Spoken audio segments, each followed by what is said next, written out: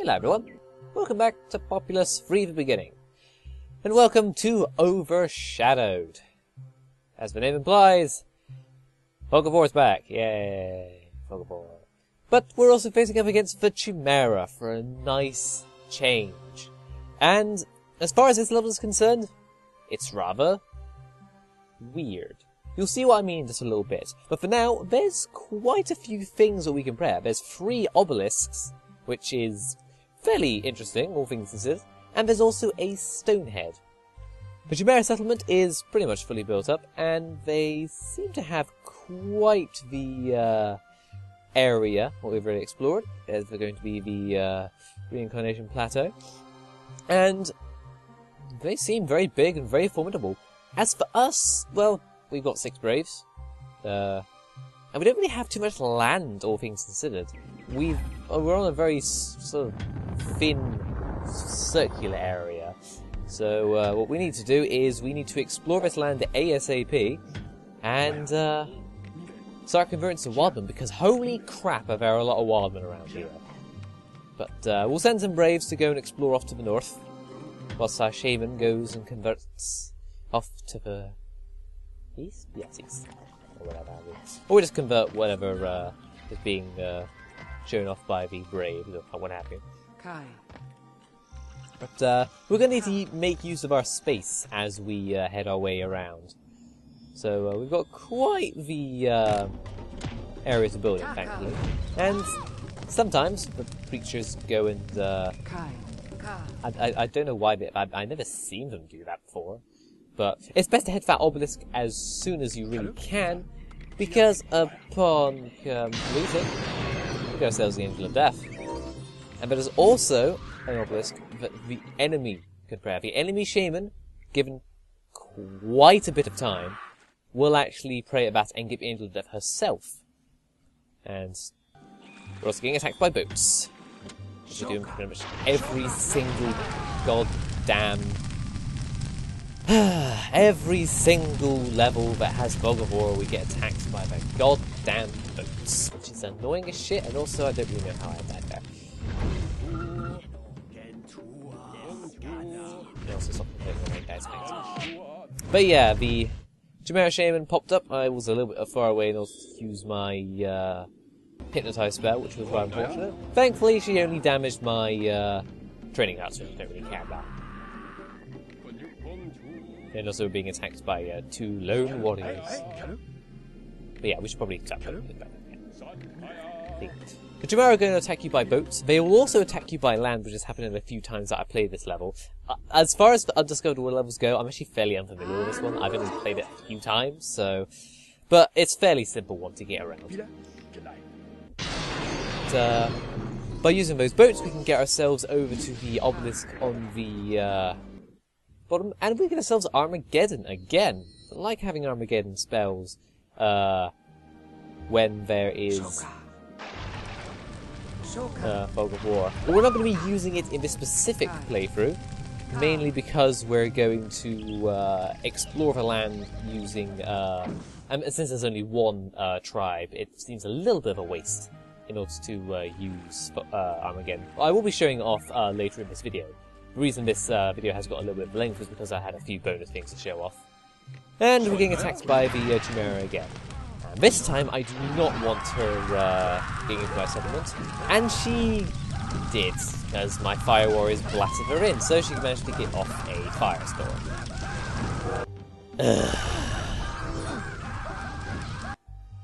So, that's rather annoying. Thankfully, however, the firestorm only destroyed 2 of my huts. I'm actually kind of glad, but the second time that she attacks you by boat, she will use Firestorm, which is really annoying.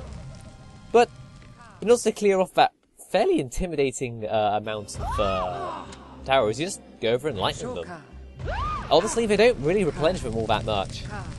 But you'll also note is that, holy crap, that's a lot of Braves. And also, I got killed by some... I always die at least once per level. It's consistent, you know? Terribly consistent. But you may notice that there's a lot of Braves there. And also, they're not really doing anything. And they've been there for quite a while.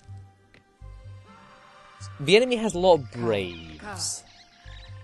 And they're just standing around because they don't have anywhere else to go.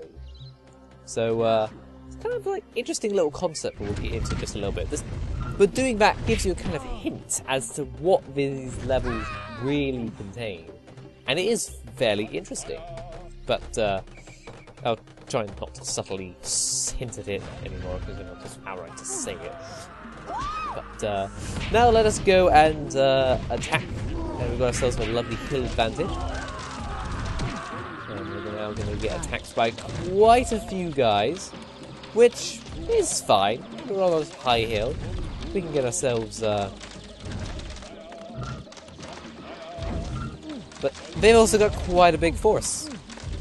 Their settlement size isn't just for show, but a few hypnotizers will be able to swing it back towards us whilst we pray at this obelisk.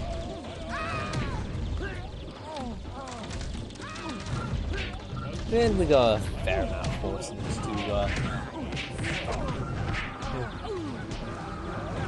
also keep everyone at bay. You guys doing it better. We need fire warriors up there. We'll just do everything. And also we're getting quite a bit of score. The enemy shaman isn't too far away from the entrance itself, so probably best to stay a bit clear. But you can probably guess what we're going to get in this Stonehead, because if you actually go onto the building page, you'll see that we are actually missing the plant of the balloon huts, which we can obtain at this level, which is kind of interesting. Unfortunately, we don't actually need to use them in the slightest. Fire warriors and balloons and fog of war don't really mix. Wait, what?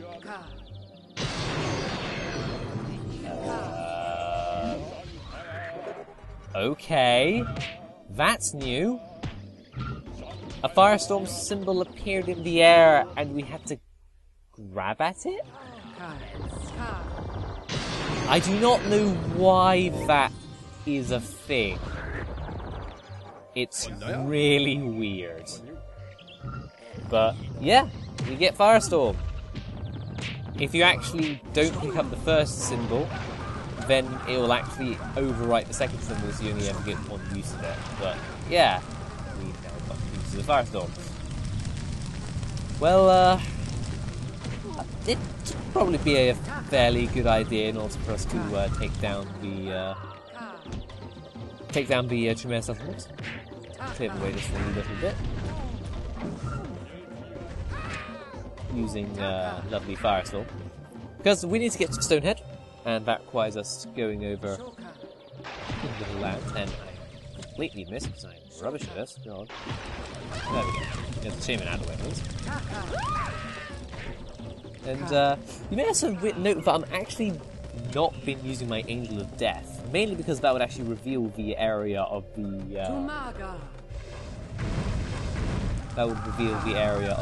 Chimera settlement. And I didn't want to do that before we actually started our assault. So now we've actually got rid of quite a few of their numbers. You know about how many Braves we actually had and how big their force was? Well, it's more specifically the size of their Brave count that is actually the most interesting. Because they're actually hiding the fact that they don't have a huge amount of force to really begin with. It's only after you, it's only a lot further into the level that they actually start building up the force. To begin with, they've got a shit ton of Braves, but barely any force to really do it. That entire 6 guard tower assault force is merely to intimidate you, to hide the fact that they don't really have a huge force. But of course, as we get further into the level, their force gets much bigger, as you very clearly saw, but it is very interesting, but they're actually using these fog of war in order to hide the fact that they don't really have much of a force to begin with. So I find that rather interesting. But now it is time for us to pray at that Stonehead. This is something that we could have gone if we'd gotten some boats and did over, but it didn't really need to since we were going to be over here anyway. So stop using all your spells so I can actually use that lightning spell. But whilst they're praying at it, we're going to pretty much take down. Because, well, we've seen all the spells pretty much, so what else is there to get from a Stonehead of all things? I mean, one-shot spells. Could be interesting. Could get another use of Angel of Death. It is fairly inside the Chimera settlement, so could be interesting to see what we'd actually obtain. But for now,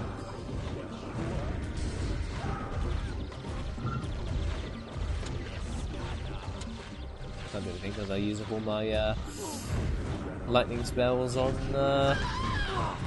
those huts. We're not looking like mana back. In fact, we don't have 100 breeds. Like, really?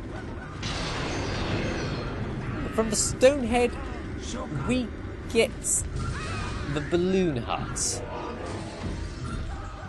You'd think the things were weirder when we got those weird grabbing spells from the obelisk, but no. A hut plan from a Stonehead. Does that mean we only have like one use of we only have one use of a balloon hut? No. So that makes it incredibly pointless because we have no need for it now that we're mostly inside their base. It seems that they were just experimenting with exactly what you could do with prayable objects, like having grabbable spells, such as if praying an obelisk, you then have to go to another location to then obtain the spell. That's a fairly interesting idea. Of course, it's only ever implemented at this level, of course. And having single-use buildings from Stoneheads is also a very interesting idea that they didn't actually use. So, it's very interesting to see exactly what they were experimenting with, but the placement of the actual objects themselves are fairly pointless as far as being concerned. If they had that Stonehead somewhere else, or they actually had it in Obelisk, and swapped it around, such as having maybe the Armageddon where the Fire Warriors were, or even the Angel of Death, and have the Armageddon something the Chimera Chamber can obtain, perhaps. So the placement of these objects are really weird, and I don't really know why, but it is cool to see them experimenting in a way, and also like that. Otherwise, there's not really much else to the level. We're just pretty much destroying the Chimera settlements. They've got quite a lot of huts, but there's one thing that they do have, is they have quite the number of huts, which of course facilitates their huge amounts of braves. Because even if they did have that large force to begin with when I started attacking the guard towers, that's still an insane amount of braves that they have to begin with. But they don't even use. If you use lightning on those guard towers, most of the braves will just stand there for the rest of the level until you actually attack. It's really weird that they have that much surplus in braves, but they're actually converted to a force. Because if it did so, they would be pretty much nice. Because they have so many braves, that you can then be you can then destroy them.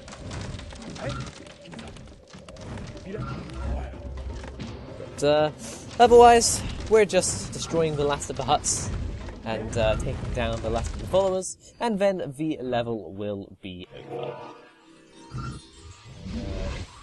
That's everything. Convert blaster, there we go, and the level is now complete. But of course, there is other ways of getting around that by the use of Armageddon. Now, due to the fact that we know they have a shit ton of Braves and a load of huts, it means that the overall Armageddon is going to be fairly weak.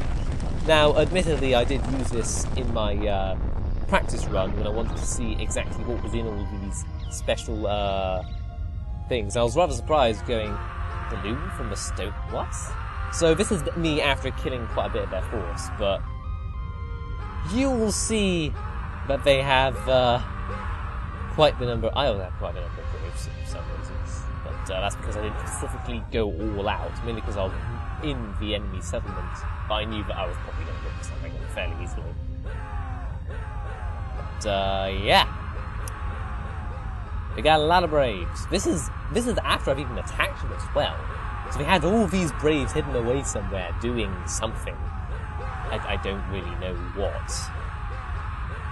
So considering that this wasn't so subtracting all the Braves that were around the guard towers at the start, because I'd already gone through that area, means that they had all of these Braves in the settlement alone.